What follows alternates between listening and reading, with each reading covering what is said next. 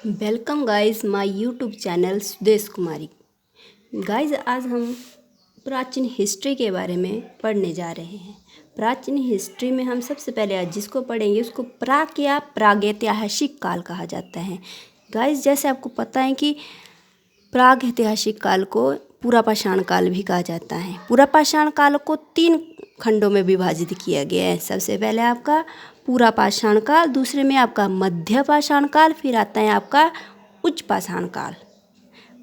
पूरा आज हम सबसे पहले पढ़ेंगे पूरा पाषाण काल। कौन से काल में पढ़ेंगे? पूरा पाषाण काल। पूरा पाषाण काल को जो है वो 3 कालों में बांटा गया है।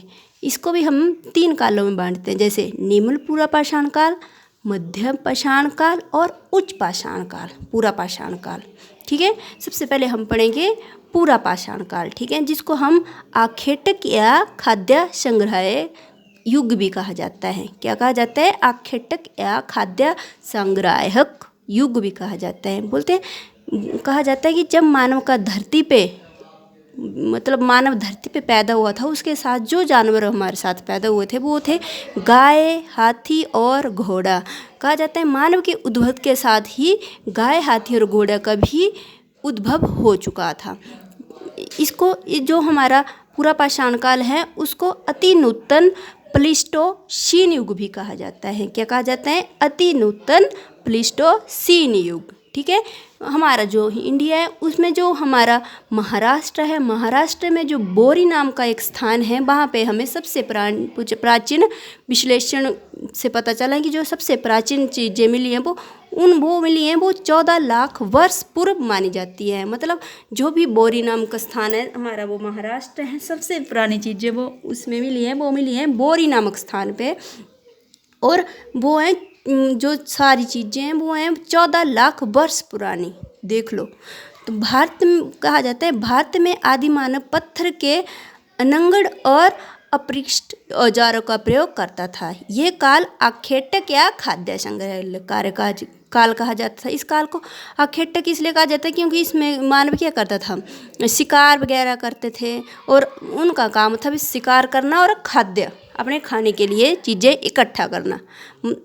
समझ गए ना गाइज? बोलते हैं भारत में पूरा पाषाण काल मानव के शारीरिक अवशेष जीवाश्म कहीं से भी नहीं प्राप्त हुए थे।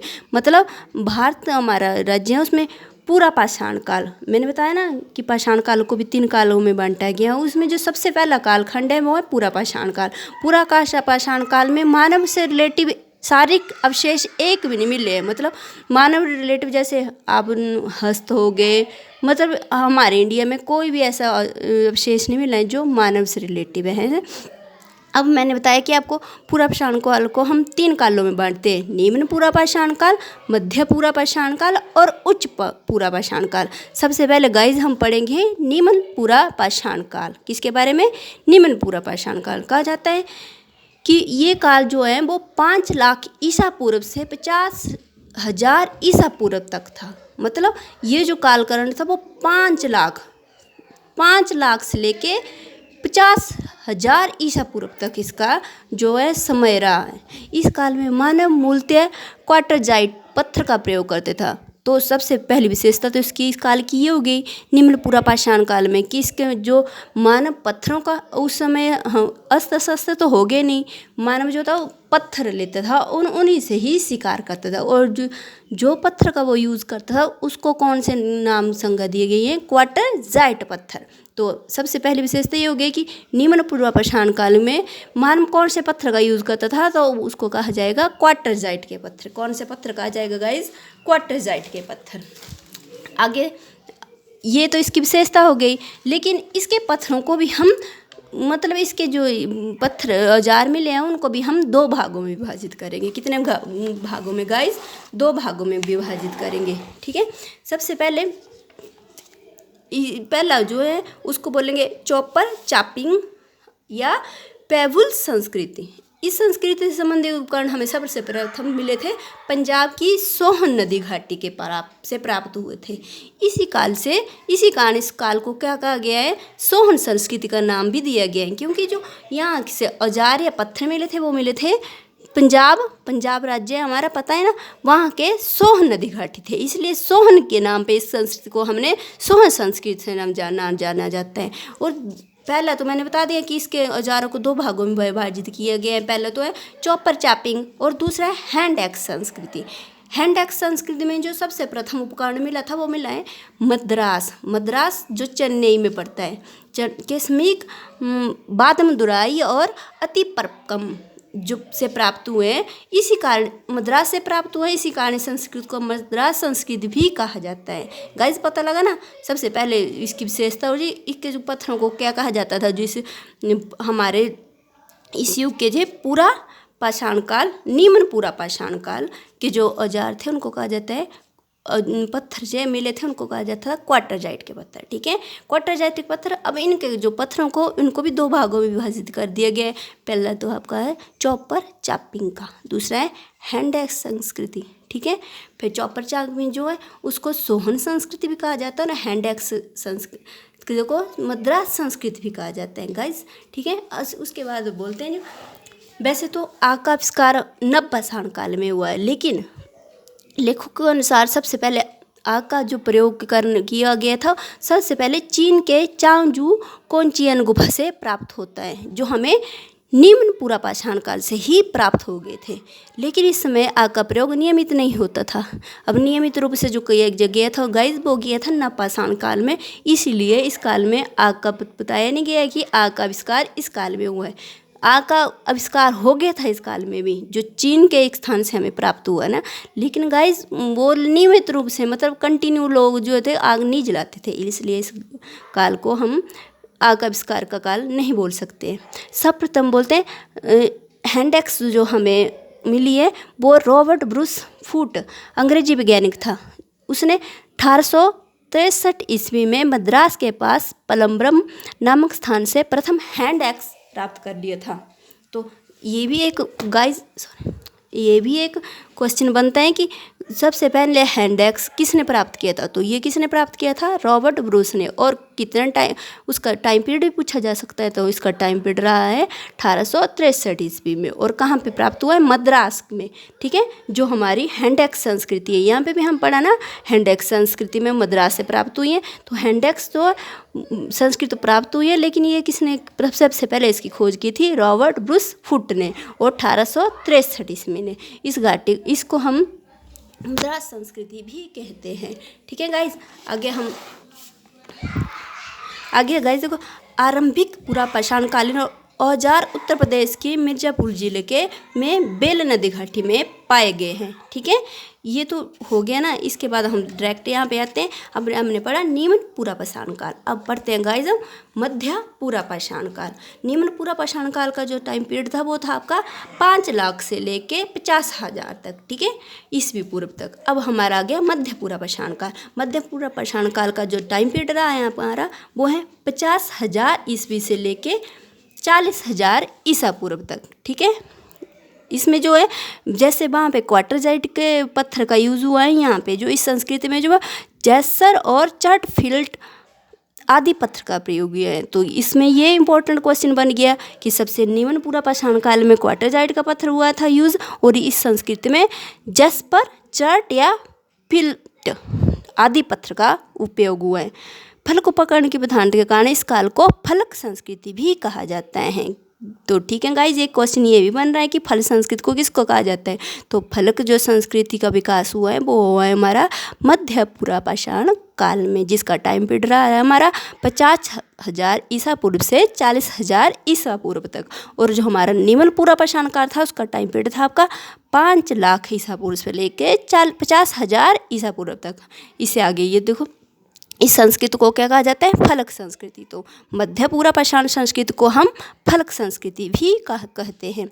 मध्य पूरा पाषाण युग में मुख्यतः पत्थरों के फलक जो मतलब इसको संस्कृति को फलक संस्कृति क्यों कहा गया है, क्योंकि इसके जो औजार थे वो फलक तरह के होते हैं। फलक एक प्रकार का औजार होता था, जिसे पत्थर को तोड़कर बनाया जाता था। तो फलक क्या है, एक औजार था जो किससे तोड़ के बनाए जाते हैं, पत्थर को तोड़ के। ठीक है गाइस, इस काल में कुत्ते को पालतू बनाया गया था। तो देख लो गाइस, इसमें ये इम्पोर्टेंट बात ये भी उठ के आ रही है कि इसमें कुत्ता जो है वो पालतू बनाया गया। सबसे पहले हमने पढ़ा कि गाय जानवर तो हमें मानव के साथ ही पैदा हो गए थे, लेकिन जो हमारे जानवर हैं सबसे पहले किसको पालतू बनाया गया, वो है कुत्ता। तो वो कुत्ते को पालतू बनाया गया, वो कौन से काल में बनाया गया, वो मध्य पूरा पाषाण काल में। कौन से काल में? इस काल को हम श्रृंगार साधनों का प्रयोग होने लगा। इस काल में किस साधनों का प्रयोग होना, मतलब श्रृंगार, जैसे स्त्री अपने लिए गहने कपड़े, वैसे श्रृंगार वाले साधनों का उपयोग होने लगा। ठीक है गाइज, हमने 2 काल पढ़ लिए और पढ़ा हमने पूरा पाषाण काल। पूरा पाषाण काल में हमने मध्य पाषाण काल पढ़ लिया, और सबसे पहले हमने निम्न पाषाण काल पढ़ लिया, फिर मध्य पूरा पाषाण काल पढ़ लिया। अब हम पढ़ेंगे उच्च पूरा पाषाण काल। जो हमारा निम्न पूरा पाषाण काल था उसका टाइम पीरियड था आपका 5 लाख से 50,000। मध्य पूरा पाषाण काल है, उसका टाइम पीरियड है 50,000 से 40,000। अब हमारा है उच्च पूरा पाषाण काल। गाइस, हम पूरा पाषाण काल पढ़ रहे हैं, अभी एक ही काल पढ़ रहे हैं। ठीक है, जो उच्च पूरा पाषाण काल है उसका टाइम पीरियड है आपका 40,000 से लेके 10,000 ईसा पूर्व तक। ठीक है, और सबसे पहले जो हमने इसमें इम्पोर्टेंट बात है क्या है, इसमें जो औजार यूज़ करने लगा मानव, वो करने लगा, उसमें जो औजार थे ब्लेड की तरह पतले, बहुत धार युक्त होते थे। देख लो गाइज, पहले में था क्वार्टरजाइट का था, दूसरे में आपने जो पत्थर का यूज़ किया वो जैस्पर चर्टोफिल्ड था, और तीसरे में आ गया ब्लेड की तरह। मतलब जैसे जैसे टाइम पीरियड बढ़ता रहा वैसे वैसे ये जो इनके औजार हैं वो भी ज़्यादा धारनुमा होते रहे। अब उच्च पूरा पाषाण काल में जो औजार हो गए बने पत्थर के ही होते थे, लेकिन उनकी धार जो ब्लेड की तरह होती थी, इसलिए इसको ब्लेड की धार पतले धार युक्त होते थे। ठीक है, उच्च पूरा पाषाण की ये विशेषता रहेगी। और नए चमक उद्योग का स्थापना और आधुनिक मानव, वो देखो गाइज, इम्पोर्टेंट बात इसमें ये है कि हमारा जो आधुनिक मानव है उसका नाम है होमोस्पेसियंस। होमोस्पेसियंस जो मानव की उत्पत्ति हुई थी वो हमारी हुई थी उच्च पूरा पाषाण काल में। कौन से काल में? उच्च पूरा पाषाण काल में। तो ठीक है गाइज, हमने आज पूरा पाषाण काल पढ़ा। ठीक, पूरा पाषाण काल में हमने 3 कालों में बांटा, उसको 3 में। सबसे पहले आया आपका निम्न पूरा पाषाण काल, फिर आया आपका मध्य पूरा पाषाण काल, फिर आया आपका उच्च पूरा पाषाण काल। उसमें जो निम्न पूरा पाषाण की सबसे पहली विशेषता क्या थी कि उसके पत्थर जो होते हैं क्वार्टरजाइट के। ठीक है, और उसमें जो है जैस्पर चर्टोफिल्ड के थे और आपके उच्च पाषाण काल में ब्लेड के हो गए, और आधुनिक मानव आपका आ गया उच्च पूरा पाषाण काल में। लेकिन गाइज, कई बार ऐसा होता है कि इकट्ठा ही पूछ लिया जाता है कि आधुनिक मानव का जो विकास हुआ है वो कौन से काल में हुआ था। उसमें आपको ऑप्शन ना दिए हो, जैसे निम्न पूरा पाषाण, मध्य पूरा पाषाण काल या उच्च पूरा पाषाण काल का ऑप्शन ना दिया गया हो, आपको डायरेक्ट पूछा गया हो, जैसे पूरा पाषाण काल, मध्य पाषाण काल या उच्च पाषाण काल। तो इसमें आप कन्फ्यूज ना होना गाइज। इसमें आपको अगर पूरा पाषाण काल ऑप्शन में आ रहे हैं तो आप पूरा पाषाण काल ही बताएं। ठीक है, उसके बाद इम्पोर्टेंट बात हम और पढ़ लेते हैं गाइज। जैसे पूरा पाषाण काल के युद्ध का वर्गीकरण भी किया गया है। जैसे हमने पहले पढ़ा निम्न पूरा पाषाण काल, फिर पढ़ा हमने मध्य पूरा पाषाण काल, फिर पढ़ा हमने उच्च पूरा पाषाण काल। लेकिन उनको भी हम संस्कृति में डिवाइड करते हैं। जो निम्न पूरा पाषाण की संस्कृति है वो सल्क संस्कृति है। कौन सी संस्कृति है गाइस? सल्क संस्कृति।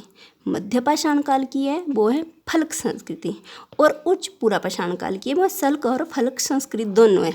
तो पहले है सल्क संस्कृति, फिर आती है हमारी फल्क संस्कृति, फिर आती है सल्क और फल्क दोनों। और इसके जो सबसे ज़्यादा अवशेष मिले सोनी घाटी और बेलन घाटी से मिले हैं।